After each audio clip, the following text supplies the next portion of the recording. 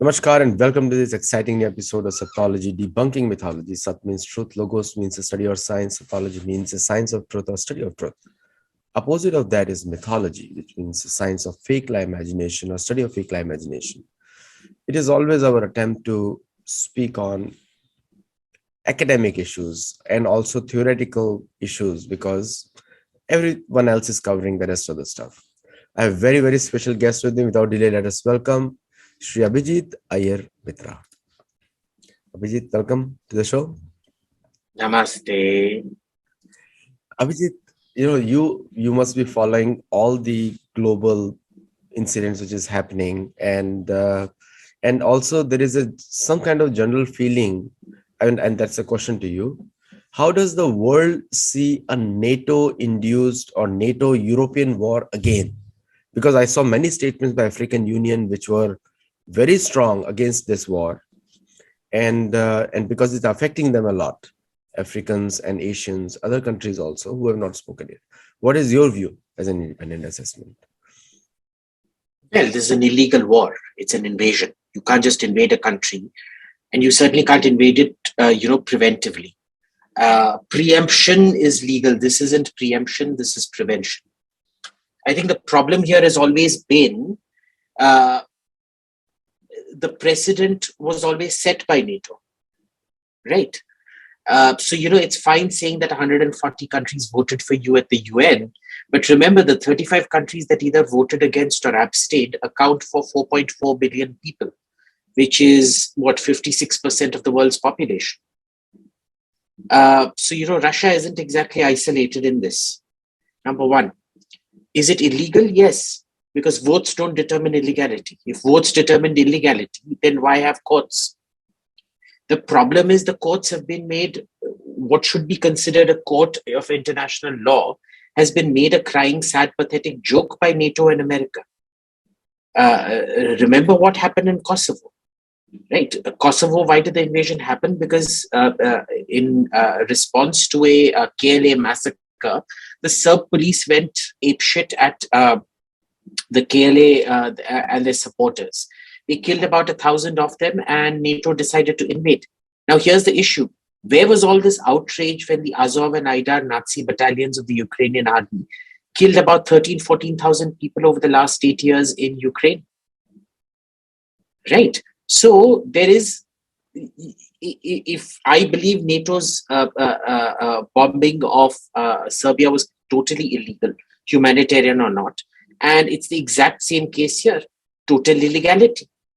Second, humanitarian intervention allows you to invade. It doesn't allow you to carve up a state, change its constitution, and change the fundamental nature of that state, which is what was done with Kosovo. It's been made an independent state, which is what Russia has done with Donetsk and Lugansk. Right? So, you can keep going on about morality and legality, but this is a bit like a prostitute claiming to be chaste and pious while demanding the death penalty for another prostitute.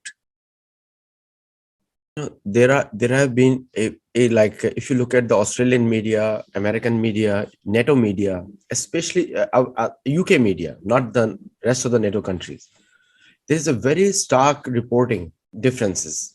So Australian, Canadian, US, and UK media is all for the war and punishing Putin. It's become the main subject of thing. They're not for the war. They're against the war and for punishing Putin. Yeah. I mean, what it means is indirectly affecting. Now, but if you look at the statements of Germany, Hungary, and these are the countries who are abstaining from the sanctions because of their own economic priorities. They're not abstaining from the sanctions. Germany is leading the sanctions. Today, Hungary was very much pro-sanctions. Today, the Hungarian, Polish, and Slovene Prime Minister will be in Kiev. Hopefully, they'll reach there alive, and hopefully, the Russians won't bomb that train that they're coming in. No, but I think where the difference is the press in NATO and the Westosphere seems united. The press in India is very ambiguous. The press in China is very ambiguous.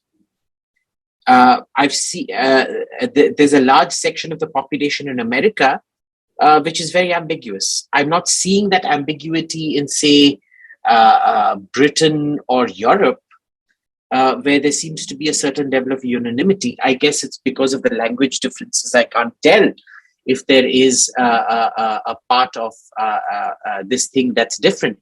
But remember, Alternative für Deutschland, the AfD, the right-wing party in Germany, which has been against this war, has been put under surveillance because they're deemed to be suspicious for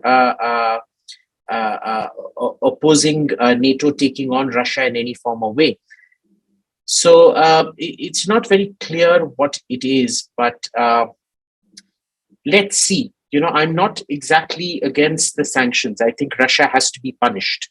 I just wish that all these countries had the same barometer for their own actions and America's actions. Now, you mentioned about ICJ, and you also mentioned about and the African Union leaders. If you look at their speeches in last 3-4 days, they have very much opposed it because it's affecting them economically very hard. With the sanctions and other things, it's difficult for them to trade because they are dependent on US currencies to trade. So what are their views important or not important in the United Nations? Well, their views might be important, but the USA doesn't give a shit about their views anyway. Remember, this sort of 1.1 billion people who are spearheading the sanctions. So if you add America, Canada, Australia, Japan, Korea, and NATO and the EU, you get to a population of about 1.1 billion. They are spearheading the sanctions. Another, say, 2.4 billion people are maybe not implementing the sanctions, but do condemn what Russia has done. And 4.4 billion people are refusing to condemn what Russia has done. Or a small minority of them are actually supporting what Russia has done. Now, the issue here is that 1.1 billion people have a disproportionate influence on the world economy. Right? So whatever they do disproportionately affects everybody else. The problem is with rising oil prices and commodity prices. I don't know why the African Union is protesting, because for countries like Nigeria or Zaire and places like that, because they are providers of commodities, they're going to benefit because the prices of those commodities have gone through the roof. The price of oil has gone through the roof. But with the rest of what they need to import, say world food prices, because Russia and Belarus are between them some of the biggest producers of fertilizers and things like phosphate and nitrate fertilizers. The rest of the world is left picking up the tab for all these actions that America and its allies have taken. Now, the question is, how is it fair for anybody else to pick up the tab for your actions? You go to a restaurant, you pay your bill. Why the hell should I pay your bill unless you've invited me out unless I've invited you out? I don't recollect inviting you out. One of the interesting episodes in this was very interesting. A lot of fake news campaigns, which all countries have come out, that Russia was asking Chinese military help, and also Russian 15,000 soldiers have died, and all those kinds of news. So now this fake news has become the mainstream news. But it was always this during wartime. I never look. I generally have a very low respectability for the American, European, and I don't trust any press. All right, especially the American and European press. Somewhat more than others, I'm mistrustful of those ones. But I don't trust the Russian or Chinese press either. I don't trust the Indian press either. I generally don't trust modern day journalism at all, because it's not journalism the way I knew it when I was a kid. But anyway, Are they spreading fake news? Of course. But that's the whole point of this entire thing, is to spread more and more fake news.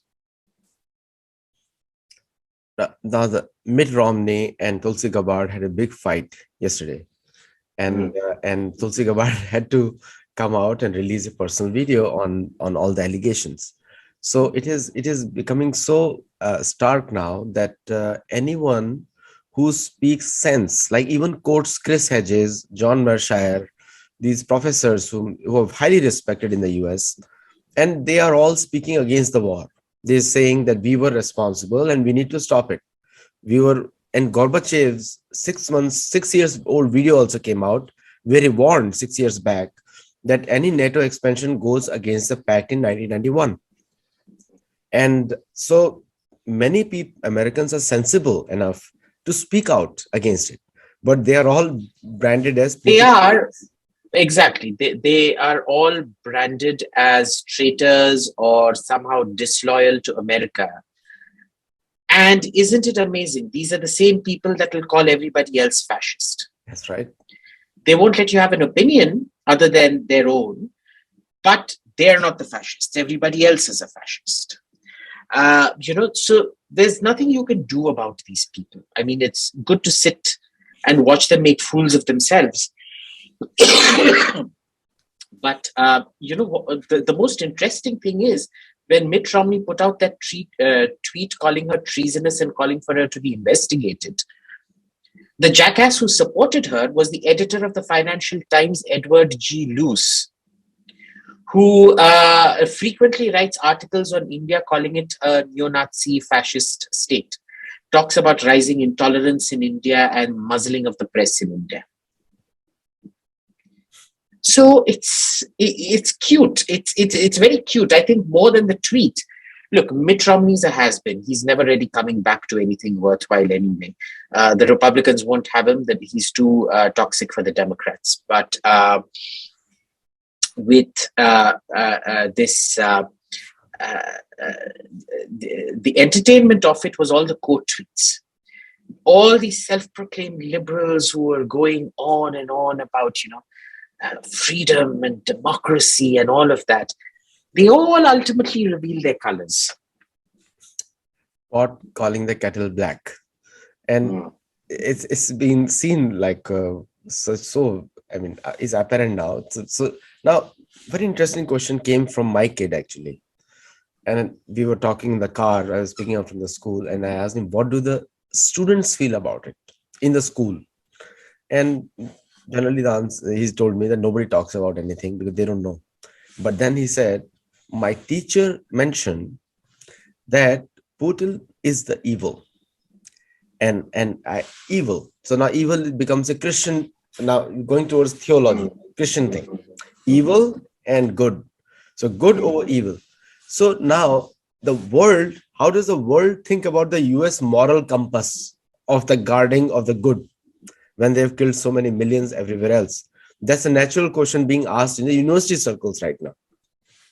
So speaking for all those who are asking that question, especially the people who are into the human rights, and they are now calculating that US has killed, these are American students thinking, has killed more than 17 million civilians so far in last 30 years in various wars and affected them badly. So this is the viewpoint. Now, how do we tell our kids that what is good and evil if you're judging from politics? There is no independent judge to that. What is your view on that? Look, I've never been, this good and evil is such a Christian concept, right? These are binaries we don't accept in India. And Hinduism, we don't accept this good and evil, this thing at all. I think you should just protest on the grounds of indoctrination and theology, that they violated the religious rights of your child by giving them Christian indoctrination. Do it. I want to see what comes out of it. Yeah, the thing is, religion evokes emotions, and that's what they're doing. That it's your religious duty to fight evil Putin. And when you ask them, he's also Christian. He is also going to say the same thing for you, because and they are doing that. They are fully justified. The Russian Orthodox Church has already come out that the Vatican is supporting the evil. So Yeah. now, do you think that it has the conflict, which was supposed to be territorial and pure politics, and like you said, precedents were set up, and somebody reacted to it, which maybe right or wrong, I'm not a judge for that. But do you think that to this level we should go to destroy the mindset of our own kids in all these countries? What is your view on that? But look, in America, they've been going ape shit about CRT and gender theory in schools and things like that. It's already started. So why are we surprised? I mean, this is a very small part of it. I think the bigger battles are with CRT and gender theory and all that nonsense. Uh, but this is a fight for American parents to fight in their schools. I don't think anybody else can fight this fight. And if some parents are fine with all of this, then best of luck to you. I don't realize what kind of damage you're inflicting on your kids. No child should grow up with a guilt complex. No child should grow up with feeling responsible for things that they did not do. No child should grow up doubting themselves. Right? But that's exactly what these people want to do. And, I think it's sick. I think it's child abuse, but best of luck to them. Absolutely, you're right, because this is a very difficult thing for children. Children cannot be escaped from this kind of indoctrination. Now, last question on this. I know we have a time. Uh, Last question on this is, when the media and the governments, and I don't know who is behind this entire thing, because media seems to be speaking in one voice in Australia, UK, Australia, and in US and Canada. So who are the people actually behind it? Because now when Russia attacked their arms deliveries on the Polish border, everyone seemed to be rattled, and all the missiles have actually stopped going into Russia since last 4 days, 5 days. So Sorry, what? most of the Repeat. missiles have stopped going into, like, there is a strict now border, which I was told recently, today morning, that the missiles have stopped going because of fear of Russian attack on any of the consignments now. Maybe. They killed a lot of international soldiers, almost 200 of them. That's right. But, this was Europe trying to act too smart by half and thinking it'll get away with it. They're again acting too smart by half by sending the 3 prime ministers to Kiev this evening in a train.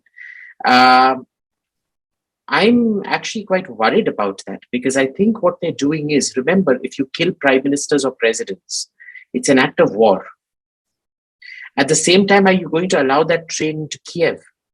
Because God knows what they'll be bringing on that train with them to give to the Ukrainians. God knows who they'll be taking back with them outside Ukraine. I really want to see what's going to happen here. Let's see. And we have seen the history. I've written a whole book on that. That Europeans, I do not know what is in them. They always want to create a new fight. World War One, World War Two, most of the Iraq wars, most of them is created by them, and also European. I think it's more America doing that. Though Libya, and Syria were definitely pushed by Europe. This round of sanctions and things like that on Ukraine is also being pushed by Europe. I think the fundamental thing is Europe at its core remains a deeply, deeply, deeply racist geography. Even now, they don't realize, there was the obvious racism of people saying, oh, these weren't brown kids. These were blonde-haired, blue-eyed people getting killed. Well, what the hell was Belgrade? Belgrade has blonde-haired, blue-eyed people too. But see, that's, again, that part isn't the racism part. There's 2 parts to this. One is the cold calculation. Okay, because remember, it was Germany that precipitated the breakup of Yugoslavia. And if you listen to what Hans-Dietrich Genscher, who was the foreign minister at that point of time, said, it was a debt owed to the Croats for their support to Germany during World War II. Right? Because remember, the Croats were the worst kind of Nazis around. The Jasenovac concentration camp had a higher mortality rate than Auschwitz and Dachau. And Hans Dietrich wanted this to be some kind of thank you to the Croats that set the entire this thing in motion. The second part of this is the actual racism, wherein apparently Europe is this pure pristine state area where the rules that apply elsewhere cannot be applied here. So you can go around bombing, killing, displacing hundreds of people elsewhere, millions, if not, but you can't do it in Europe. And you can't do it in Europe only in places where the EU tells you you can't do it. You can do it in Europe if the EU decides that you can do it.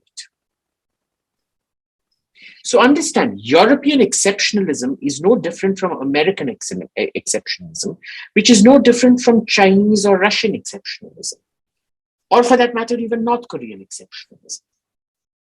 I mean, they won't admit it, but everyone else can see that they're driven by the skin color and the eye color. And most of Europeans and Americans do not know that India has maximum number of blue-eyed and gray-eyed and light-eyed people in the world. Is that true? That's true. That's true. My entire family, my grandmother, everyone has light eyes, very light eyes. Mm-hmm. And so it has a maximum number of people in the world. At least it is said that 10%, 20% of Indian population. Thank you so much, Abhijit. Thank you. I'll see you in the next show. Okay.